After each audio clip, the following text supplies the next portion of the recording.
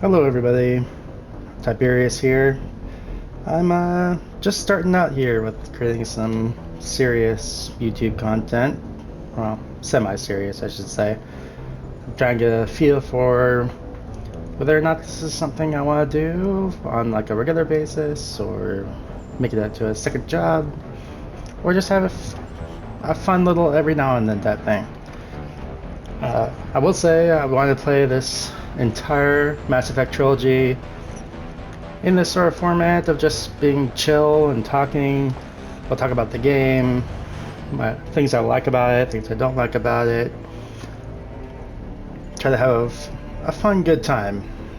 Nothing overly serious, nothing overly, technical, I guess. This is on a PlayStation 5, and this is going to be a nice vanilla playthrough. No previously unlocked content from like completing the game of the classes or anything like that. I'm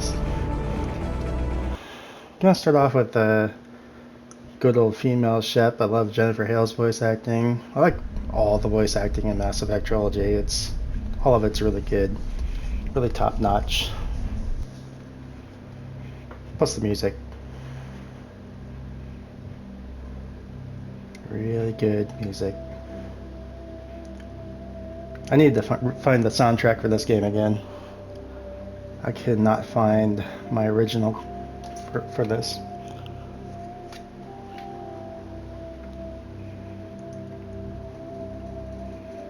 Hopefully the sound's coming in well. I am using a headset mic. I know it's not the best, but it's what I have. Like I said, it's not a serious channel yet.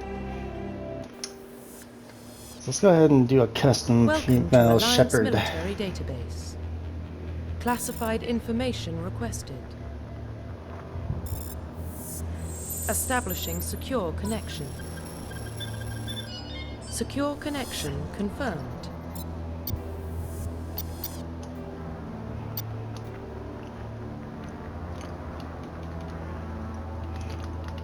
I don't really know why, but the name Cynthia has been stuck in my head here for a while, so we're gonna go with that one.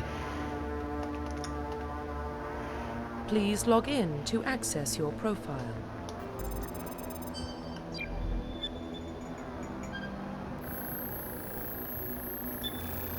Warning, data corruption detected. Please reconstruct profile. Confirm pre-service history. Alright. I do really enjoy the fact that these profile, prehistory, and psychology do come into play in the story. It gives you a little extra side quest for the pre-service history. And the characters then comment on your backgrounds that you choose. For this playthrough, I'm going to go Paragon. We're going to keep it nice and simple. Maybe in a future playthrough we can do the god-awful gameplay of killing everybody off if we can. That's hard. It really is. Let's see. I'm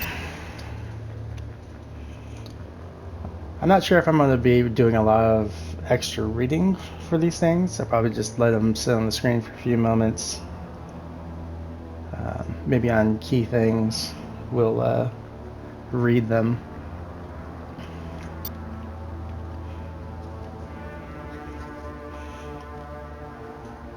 And what the hell, let's just go ahead and read these. So, Earthborn, you were an orphan raised on the streets of the great megatropolises covering Earth. You escaped the life of petty crime and underworld gangs by enlisting with the Alliance military when you turned 18. Colonist, you were born and raised on Mindor, a small border colony in the Atkins Reverse. When you were 16, slavers raided Mindor, slaughtering your family and friends. You were saved by a passing Alliance patrol, and you enlisted with the military a few years later. A spacer. Both your parents were in the Alliance military. Your childhood was spent on ships and stations as they transferred from posting to posting, never staying in one location for more than a few years. Following in your parents' footsteps, you enlisted at the age of 18. So for Paragon, like each one of these I think fits a narrative a little bit better. The Colonist kind of gives more of a kind of a middle ground. Like you had a decent upbringing with morality, but then you saw the darkness of the galaxy. So your choices may vary a little bit more because you have that mixed viewpoint of, well, raised to be a good person by your parents, but all hell came down on you at one point. Earthborn, I feel, is more of a renegade style because, well, only having to spend your entire youth dealing with petty crimes and underworld gangs and all the potential dirtiness of a society, that can really jade you and make you hard. And the Spacer,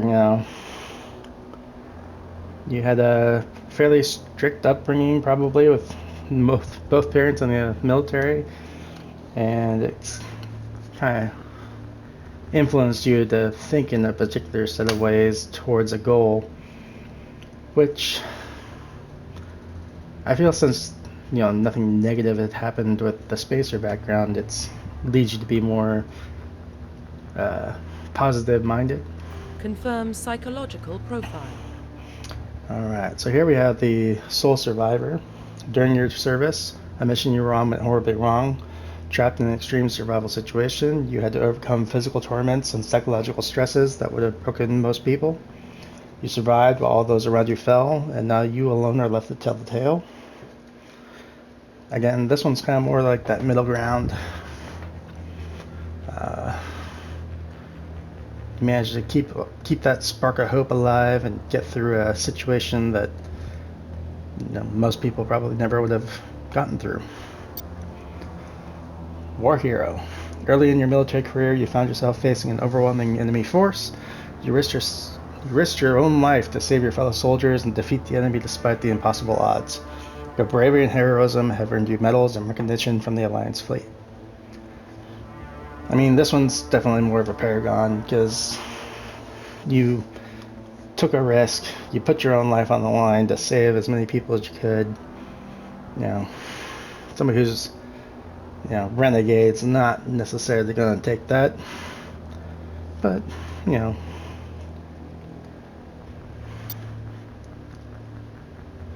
let's see, Ruthless. Throughout your military career, you have held fast to one basic rule: get the job done. You've been called cold, calculating, and brutal. Your reputation for ruthless efficiency makes your fellow soldiers wary of you, but when failure is not an option, the military always goes to you first. I mean, that's basically going to be your renegade playthrough. You don't take shit from nobody, and you will definitely put the mission over anybody else's lives to get the job done. So we're gonna go War Hero just because it fits. Now, I like the fact that you have such a nice variety of specializations to choose from. And if you've never played this game before, it kind of gets, you don't see the potential issues that you might have from a gameplay and story point of view, because you don't necessarily want to say have, you're gonna have Ashley, somebody you get later on who's a soldier class. You have yourself being a soldier, and you want to take her along, and she's also a soldier. That actually really limits what else you can do in the game.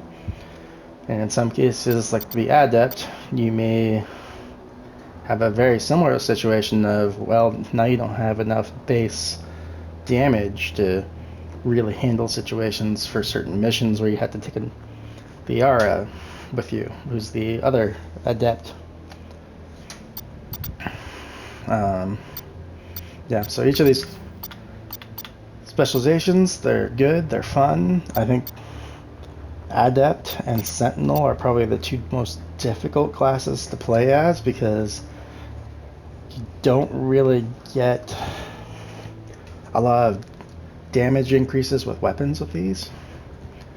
As you can see here on the bottom, you've got Sentinels can only wear the light armor and receive no specialized weapon training.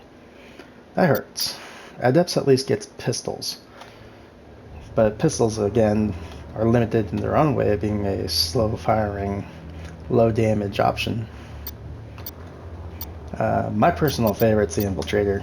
I love the sniper rifle. But since I played that so much back in the day, I'm going to probably skip that one for this playthrough for you guys. And I think I'm going to go with Adept. Confirm facial identification. I also usually go with the stock appearances, but we're going to change it up to this time around. Let's see.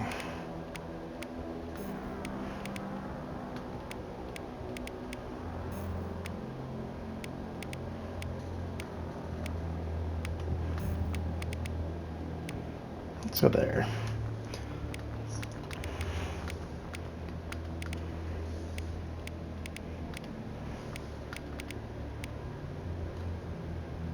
No, I kind of like this. Complexions. Let's go with youthful. You can't speak. Youthful. We have ourselves, let's say, a nice strong neck. Face size, I don't really get too much of an understanding. It's basically that lower jaw area that you see the most change.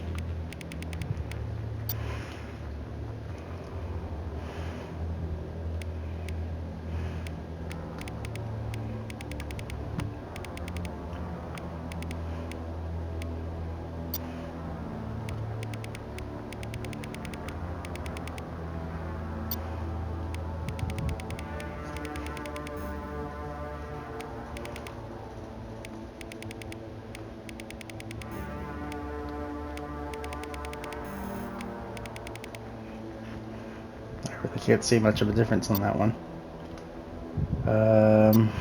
Ears. I guess we're gonna have to wait until we do our hairstyles to go back and look at that one.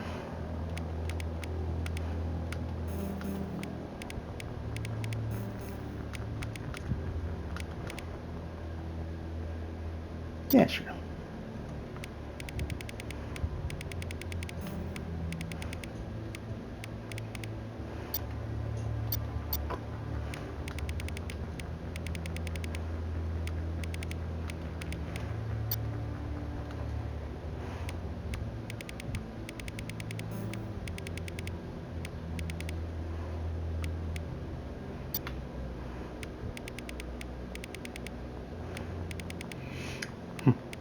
And end up spending a lot of time in these character creators when you want to do something different other than stock images and pictures. I know some of you are probably thinking, oh, this is boring. What are you doing this for? Just get to the content. Well, you know what? I have fun with these little generators. Always bringing that unique and individual approach. Except for the eyes. We're gonna almost always have green eyes. I don't know. It's just my favorite color of eyes is green.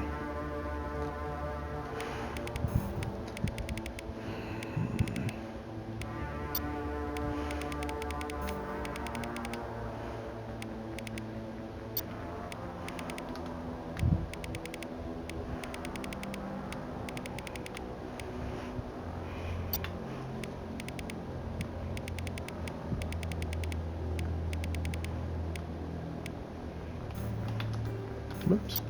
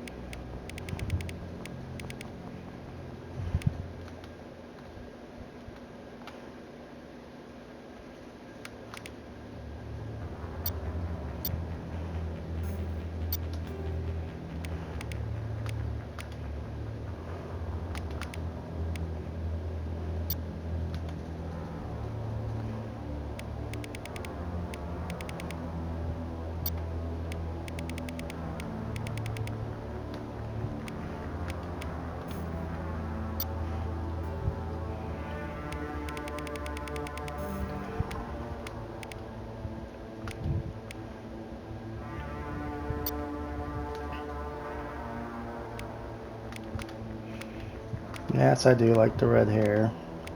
Some of you are probably like cringing. I could do purple because I really love the color purple. It's probably my favorite color right next to black. So maybe I'll do that. Go ahead and go with the purple hair.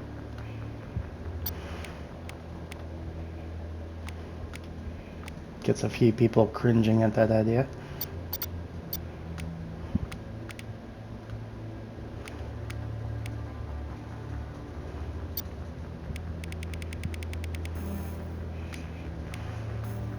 Yeah. You got some purple hair. Let's see. Some blush. I am no makeup artist, so this will probably be horrendous.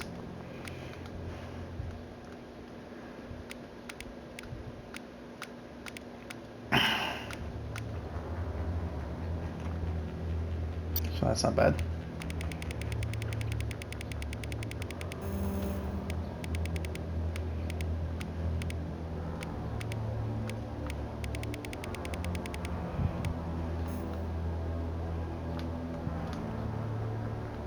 Let's go with the black lipstick.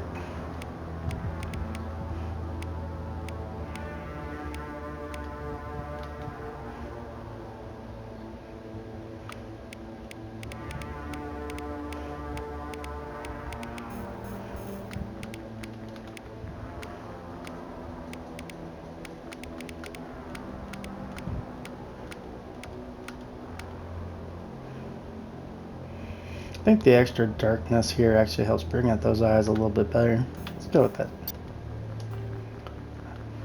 This is one option. I wish they would have expanded a little bit more, have a few more scar options. Most of these are very basic, simple scars that you could probably see somebody who was just roughhousing as a kid.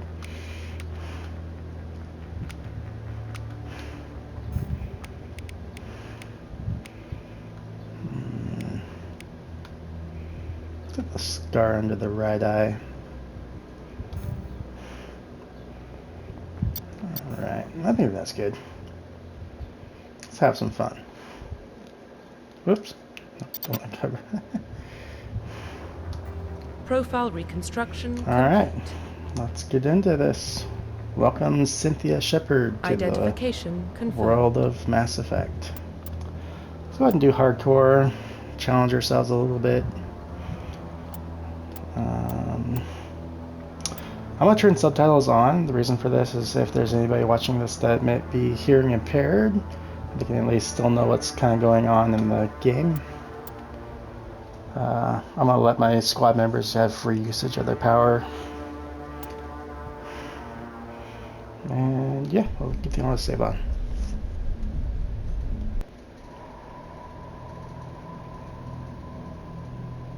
Well, what about Shepard? She's a spacer, lived aboard starships most of her life. Military service runs in the family. Both her parents were in the Navy. She proved herself during the Blitz, held off enemy forces on the ground until reinforcements arrived. She's the only reason Elysium is still standing. We can't question her courage. Humanity needs a hero, and Shepard's the best we've got. I'll make the call.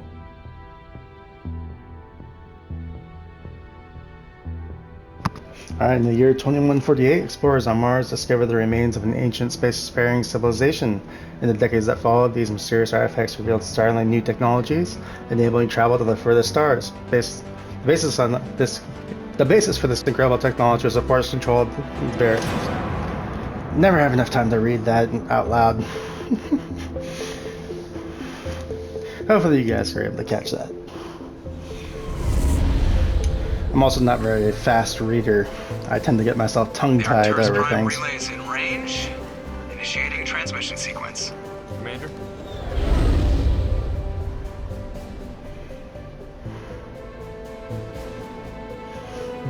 We are connected. Calculating transit mass and destination. The relay is hot. Acquiring approach vector. All stations secure for transit.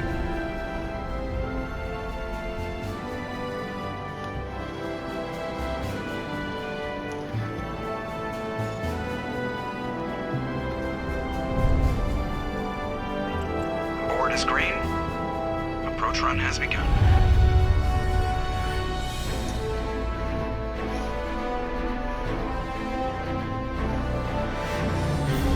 I'd have to say they definitely did do a decent job upgrading the graphics for this game. Hitting the relay in Everything looks a lot, 3, 2, lot better. More, 1. more color, more flash, more flare. Just more beautiful all the way around. Thrusters, check. Navigation, check. Internal emissions sync engaged. All systems online. Drift, just under 1500K. 1500 is good. Your captain will be pleased. I hate that guy. Nihilus gave you a compliment, so you hate him. You remember to zip up your jumpsuit on the way out of the bathroom? That's good. I just jumped us halfway across the galaxy and hit a target the size of a pinhead, so that's incredible. Besides, Spectres are trouble. I don't like having them on board. Call me paranoid. You're paranoid. The Council helped fund this project. They have a right to send someone to keep an eye on their investment. Yeah, that is the official story. Only an idiot believes the official story. Alright, in case you didn't realize, I'm going to try not to talk over the dialogue because it's just a shame when you know, have all this great voice acting to, cover up with a commenter's voice. Plus, I want to try to keep this fairly entertaining for people who are just watching for the first time. They don't send Spectres on shakedown runs. So there's more going on here than the captain's letting up. Joker, status report. Just cleared the mass relay, Captain. Stealth systems engaged. Everything looks solid. Good. Find a comm buoy and link us into the network. I want mission reports relayed back to Alliance Brass before we reach Eden Prime. Aye, aye, Captain. Better brace yourself, sir. I think Nihilus is headed your way. He's already here, Lieutenant. Tell Commander Shepard to meet me in the comm room for a debriefing. You get that, Commander? He sounds angry. Something must have gone wrong with the mission. Captain always sounds like that when he's talking to me. Can't possibly imagine why.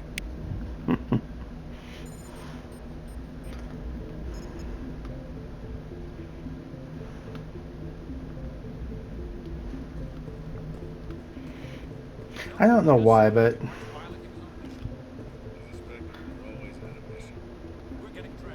it feels like they did a better job animating the female frame versus the male frame for this game.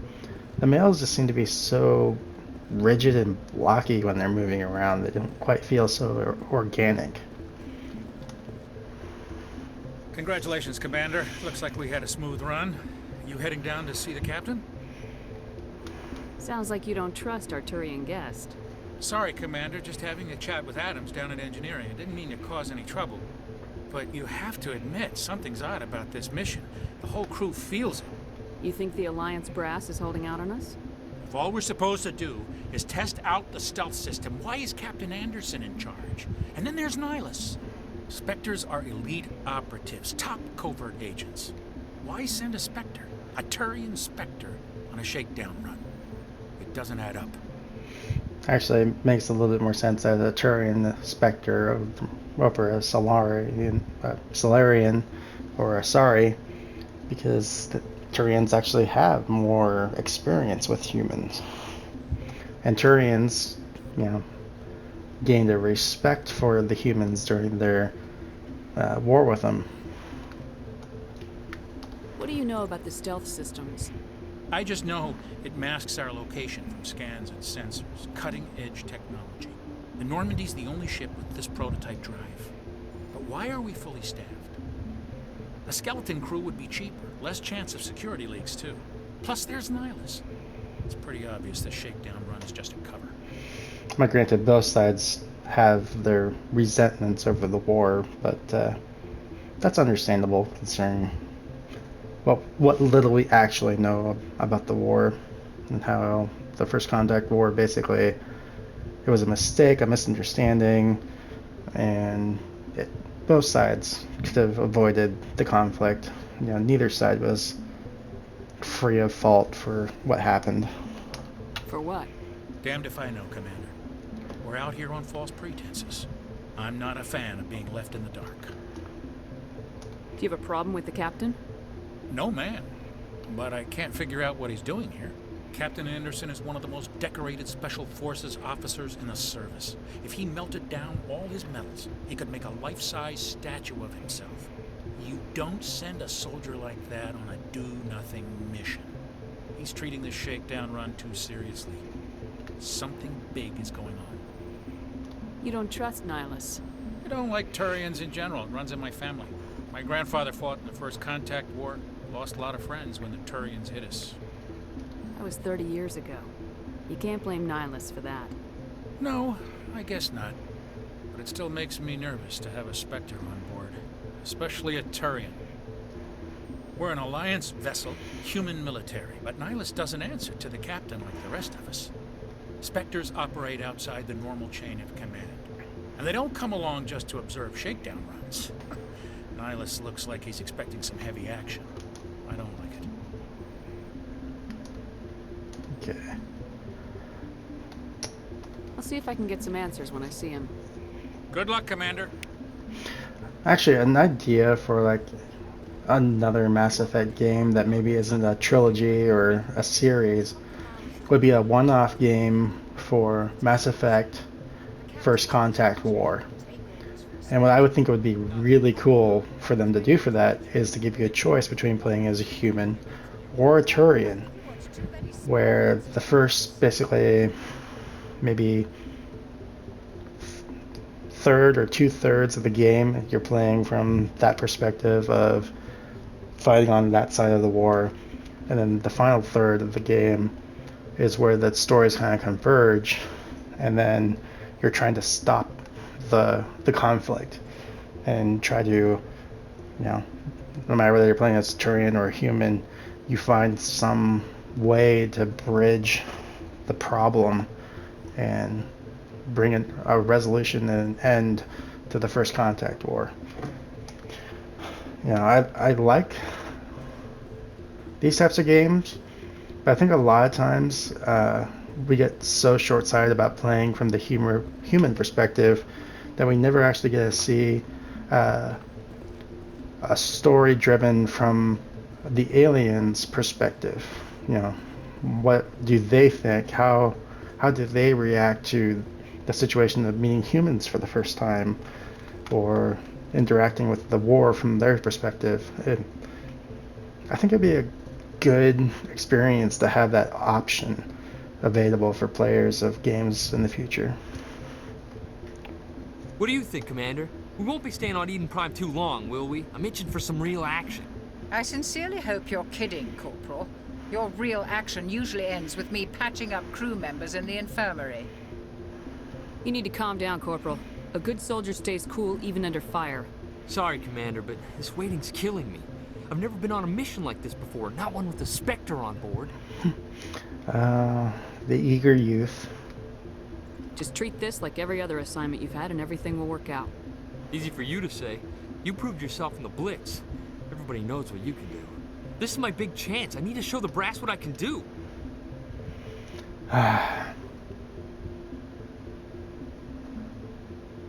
This kind of mentality can get people killed. So This mission isn't about personal glory, Corporal. We have a job to do. Don't do anything stupid to mess it up. Don't worry, ma'am. I'm not gonna screw this up. It's a little harsh, but sometimes you just have to say, nope, nip it in the bud. Don't let somebody do anything that might risk the lives of other people just because they're trying to be the hero. What can you tell me about Nihilus? Turians are generally well respected by the other species. Their fleet has more patrols protecting Citadel space than any other. They don't always get on well with us, though. Some people find them too rigid. Others still blame them for the First Contact War. As for Nihilus, I haven't said more than 2 words to him. He usually only speaks to the captain. I hope we get a chance to see him in action. I heard Nihilus took down an entire enemy platoon all by himself.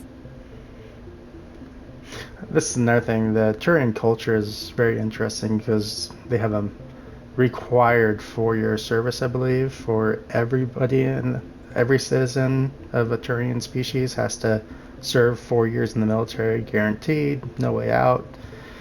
I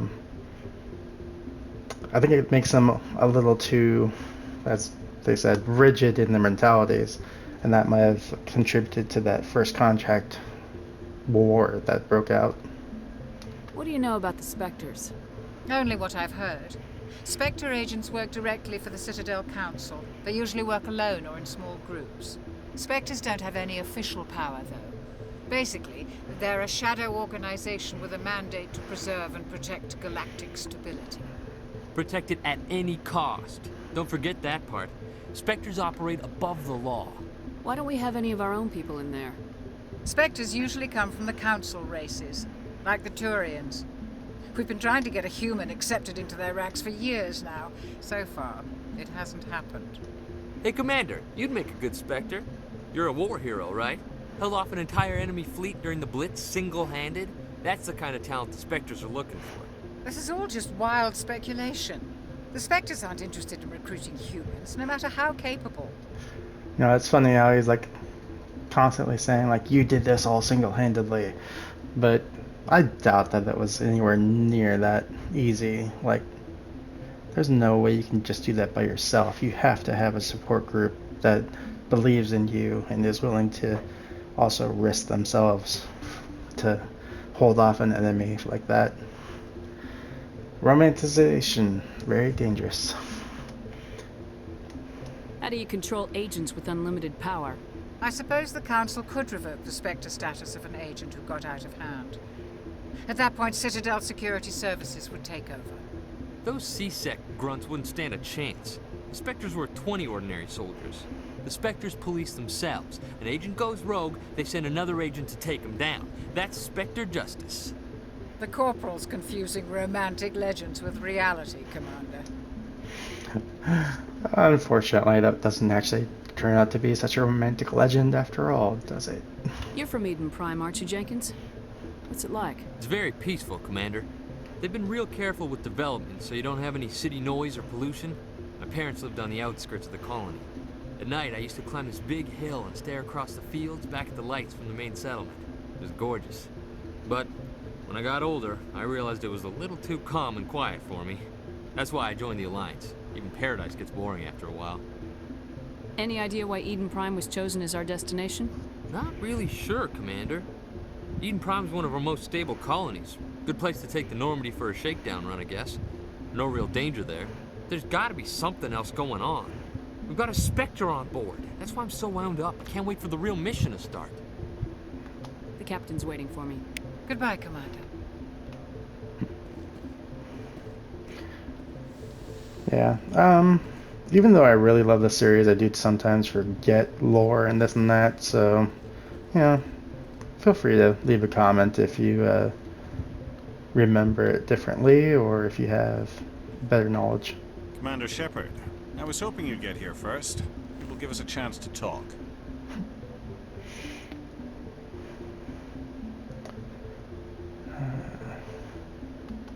What about?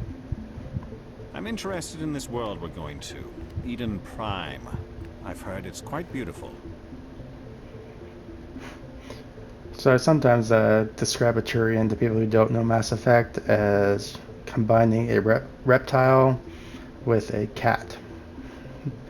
Because their exteriors have, you know, that scaly appearance. They have, honestly, I think their maws are a little bit similar to that of a cat, and the fact that, you know, they have a little bit more of an expression option to them.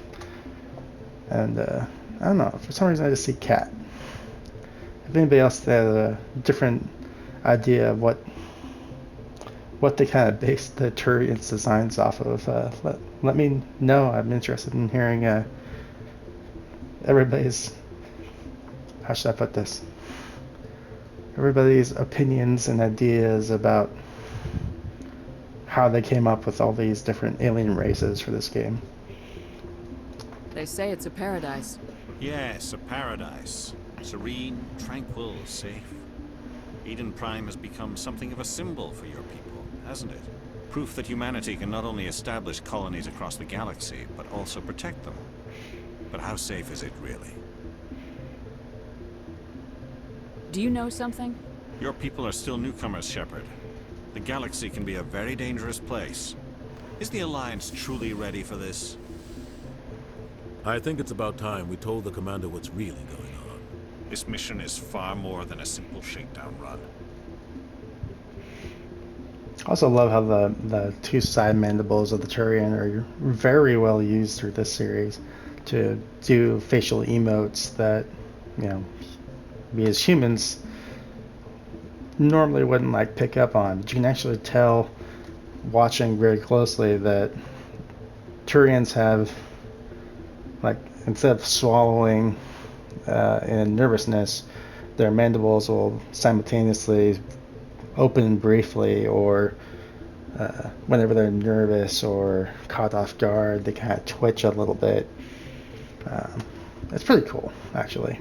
The level of detail that they put into the aliens' facial expressions are really good, really fun. I figured there was something you weren't telling us. We're making a covert pickup on Eden Prime. That's why we needed the stealth systems operational. There must be a reason you didn't tell me about this, sir? This comes down from the top, Commander. Information strictly on a need-to-know basis. A research team on Eden Prime unearthed some kind of beacon during an excavation.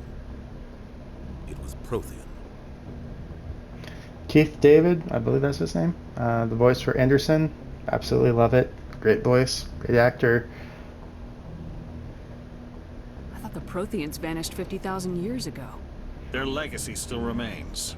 The mass relays, the Citadel, our ship drives. It's all based on Prothean technology.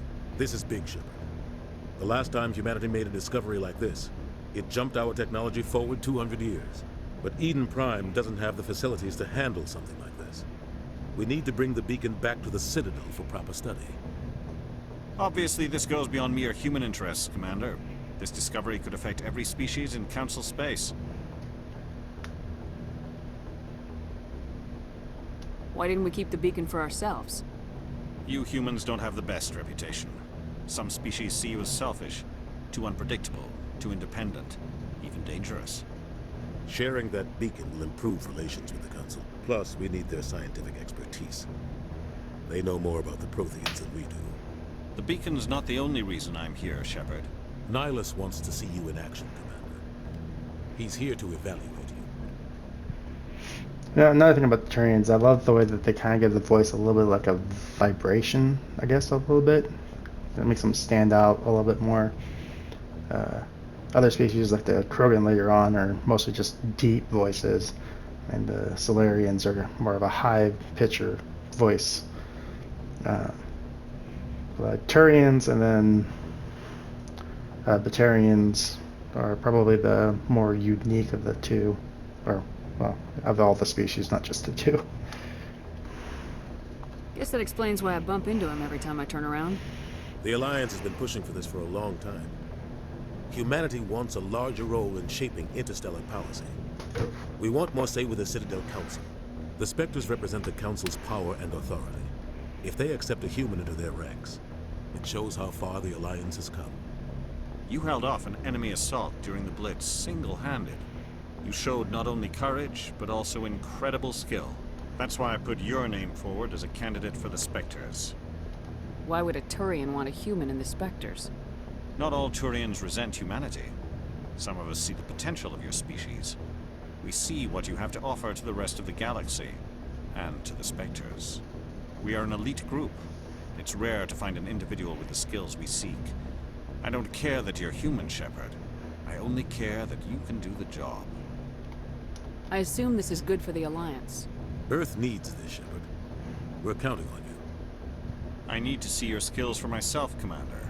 Eden Prime will be the first of several missions together. You'll be in charge of the ground team.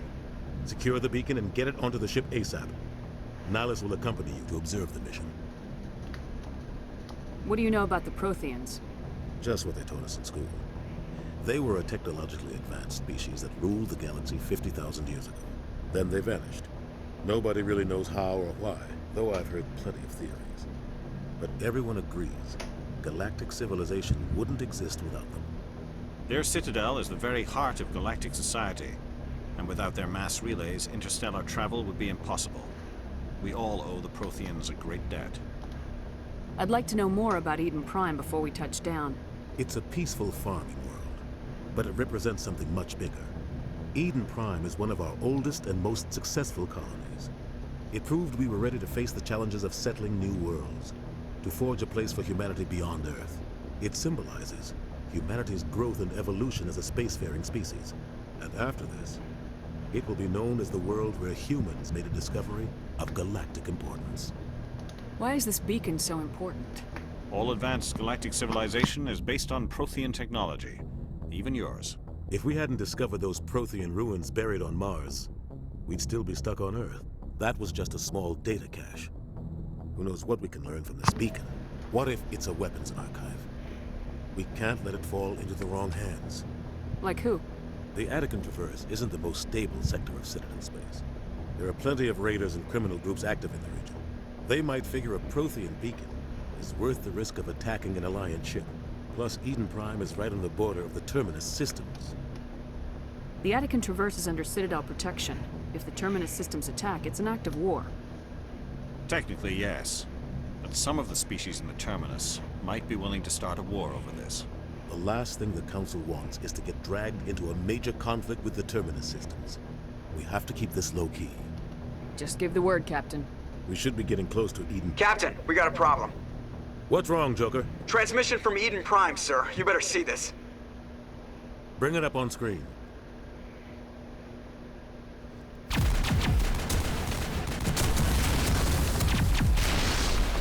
Get down!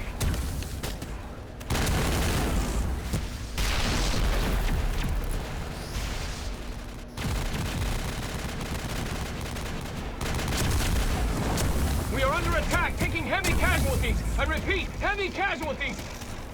We can't get evac. They came out of nowhere. We need...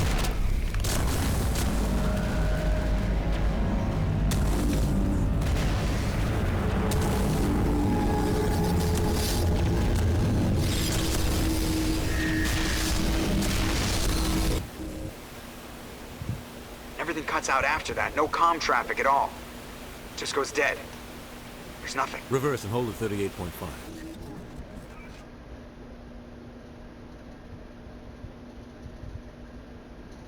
Status report. 17 minutes out, Captain. No other Alliance ships in the area. Take us in, Joker, fast and quiet. This mission just got a lot more complicated. A small strike team can move quickly, without drawing attention. It's our best chance to secure the beacon. Grab your gear and meet us in the cargo hold. Tell Alenko and Jenkins to suit up, Commander. You're going in.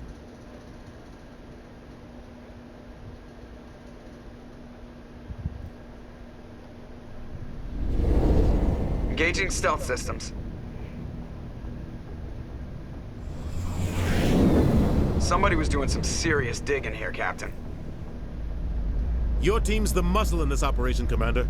Go in heavy and head straight for the dig site. What about survivors, Captain? Helping survivors is a secondary objective. The beacon's your top priority. Approaching drop point 1. Nihilus, you're coming with us? I move faster on my own. Nihilus will scout out ahead. He'll feed you status reports throughout the mission. Otherwise, I want radio silence. We've got his back, Captain. The mission's yours now, Shepard. Good luck! We are approaching drop point 2. Alright, so I think we're going to go ahead and continue this until we get done with Eden Prime, and then we will call it a day. Ship perimeter secure, Commander. Alright. So for this class, this pistol here will be our primary weapon. Hard, Commander. Hostiles everywhere. Sometimes. Got him.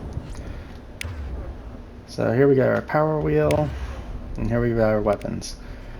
Now I want to show you something that I really don't like about the Legendary Edition, and that's they took away the entire weapons ability problem, or feature, I guess. It used to be that you'd have a little back and forth motion whenever you were aiming your gun, because you aren't stable with it. And you level up your weapon and you get more stability to the point where you'd be like this, where there'd be no motion at all. And also the targeting reticle would be a lot bigger, which would make things a little bit more difficult to aim. But Legendary Edition decided to just get rid of the whole, you know, work your way up to the you know, being a master of a weapon, and just let you be a master of the weapon no matter what your class was. So it kind of takes away from that feeling of, oh, I can only use a pistol very well, so I'm gonna have to rely on my powers more. Now in Legendary Edition, it's mostly like, I'm just gonna use the assault rifle or the sniper rifle for the whole game, and you know, supplement my powers with the rest of it.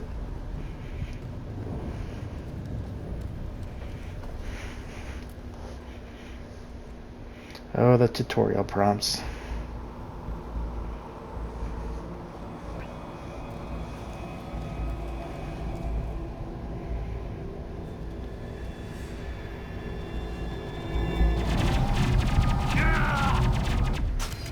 No, check-ins. There's at least one good thing where, with at least the sniper rifle, after shooting, your aim rises, so you just can't sit there and just shoot the same spot rapidly. Oh. Always gotta have at least one of those bag grenade throws. Oops. I'm hitting the wrong buttons here. Ripped right through his shields. We're at a chance.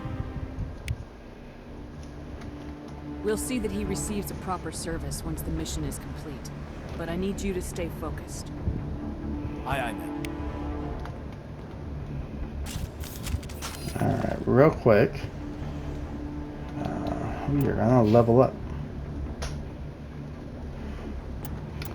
So yeah, see here as a biotic, we can unlock pistols after we upgrade our basic armor a bit.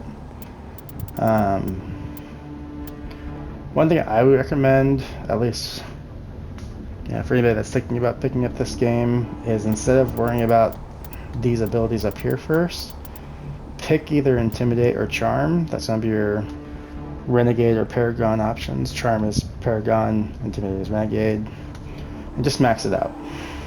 Just do it.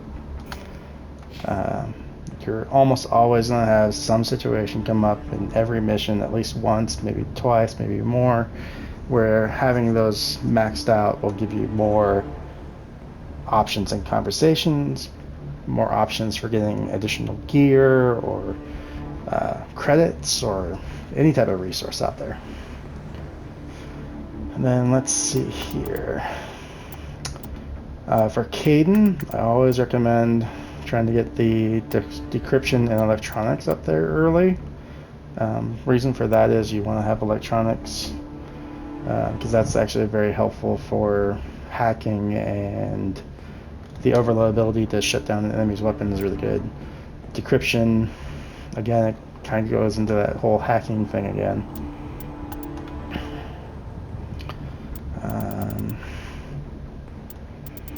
I think we'll put the other point here in Sentinel. Just give them that recharge time reduction, which will be really nice. It starts off at 3%, and it just slowly increases. Now, the more often you can use those abilities, the better. Now, one of the disadvantages of playing on console versus PC is the special abilities here. You can only have one of them hotkeyed. So, for example, Square will map it, and mapping it just puts it onto that button, the right bumper. So, it's the only ability you can start off with.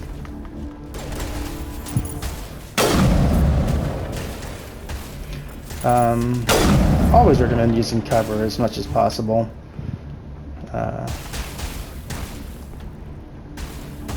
Your shields will regenerate after a fairly long delay. You can get that lower. burned out buildings here, You Shepard. can also get abilities that will bodies. let you regen a lot faster Check as it well. out. I'll try to catch up with you at the dig site. Another thing that I kind of do is be willing to explore a little bit instead of just running all the way through the mission. Sometimes you'll find some gear and equipment packs along the sides. That's really kind of important. Oh, the control system, right? I'm pretty guilty of not using this. So, Caden here, as you see on the bottom of the screen, your companions will be on the right or left of the little health bar down there. And if you press the left or right D-pad corresponding to the portrait, you can assign somebody to move to a certain area. So there goes Caden up to that point where I told him to go. See, that was way too easy for being a non-sniper class. Sorry, sniper rifles, and they're so powerful, and you shouldn't be able to just go dead. All right, let's go. You know, even though infiltrator, like, I don't like it. Like a dedicated sniper class, like infiltrator, you know, I understand they don't want to have too many restrictions, but they overhanded on their correction. They should have maybe reduced the sway by like 50% instead of just eliminating it. I don't know. But yeah, you can control your guys. Targeting something and pressing up on the D-pad will make them focus fire what you're looking at, and pressing down on the D-pad will recall them from whatever assignment you have.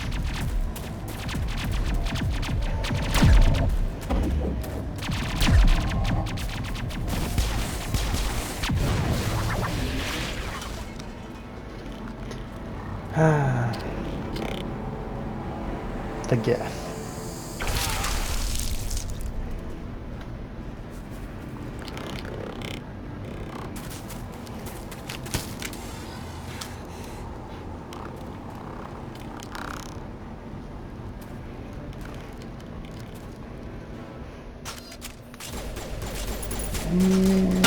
Boom, dead. Come on. Dead.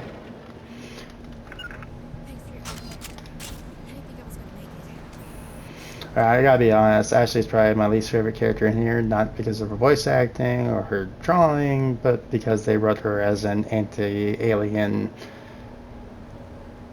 person. It just... Gunnery Chief Ashley Williams of the 212. You the one in charge here, ma'am? Are you wounded, Williams? A few scrapes and burns, nothing serious. The others weren't so lucky. Oh man. We were patrolling the perimeter when the attack hit. We tried to get off a distress call, but they cut off our communications. I've been fighting for my life ever since. Where's the rest of your squad? We tried to double back to the beacon, but we walked into an ambush. I don't think any of the others... I think I'm the only one left. This isn't your fault, Williams. You couldn't have done anything to save them. Yes, ma'am. We held our position as long as we could, until the Geth overwhelmed us. The Geth haven't been seen outside the Veil in nearly 200 years. Why are they here now? They must have come for the beacon. The dig site is close, just over that rise. It might still be there. We could use your help, Williams. Aye, aye, ma'am. It's time for payback. I will say, though, if you actually progress the story with Williams, she does actually lose that anti-alien race viewpoint, and she becomes a lot more relatable if you can last that long. It's pretty, I don't think it's until like 3 that she actually becomes a tolerable character in that regards. Alright, I did not notice that they would have that up there. Alright, we're coming up to about an hour. I guess maybe we'll have to break this up anyways. I think the hour is pretty much the limit on the PS5's recording systems right now. So let's do this conversation real quick and then we'll save it. And maybe we'll do another video and do a double post. What else do you know about the Geth? Just what I remember from history class back in school. They're synthetics, non-organic life forms with limited AI programming, created by the Quarians a few centuries ago. They were supposed to be a source of cheap labor, but ended up turning on the Quarians and drove them into exile. Well, after that, they just kind of disappeared behind the Perseus Veil. Nobody's really heard much from them since. Tell me everything you know about the beacon. They were doing some digging out here to extend the monorail and expand the colony. A few weeks ago, they unearthed some Prothean ruins, and the beacon. Suddenly, every scientific expert in the colony was interested. That's when they brought us in to secure the site. I don't know much about the beacon itself, but I heard one of the researchers say this could be the biggest scientific discovery of the century. What happened to the researchers at the dig site? I don't know. They set up camp near the beacon. The 232 was with them. Maybe their unit fared better than mine. Tell me everything you know about the beacon. They were doing some digging out here to extend the monorail and expand the colony. A few weeks ago, they unearthed some Prothean ruins, and the beacon. Suddenly, every scientific expert in the colony was interested. That's when they brought us in to secure the site. I don't know much about the beacon itself, but I heard one of the researchers say this could be the biggest scientific discovery of the century. Describe what happened leading up to the attack. We were sent out a couple of nights ago from the main colony to secure the area. Seemed like a routine patrol, until the Geth hit us. We never knew they were coming. Have you seen a Turian Spectre around here? There aren't any Turians on Eden Prime. None that I've ever met. Not sure I'd be able to tell if one was a Spectre anyway. If you saw this guy, you'd know. Carries enough firepower to wipe out a whole platoon. Luckily, he's on our side. Sorry. Like I said, no Turians. Move out! Alright, we're gonna call it there for now, and we will see you all here on the next video I do. I'll probably just go ahead and record another one because I've got the time. For those of you checking out for now, thank you for showing up and watching. Hopefully you are having a wonderful morning, day, or evening whenever you are watching this. Take care.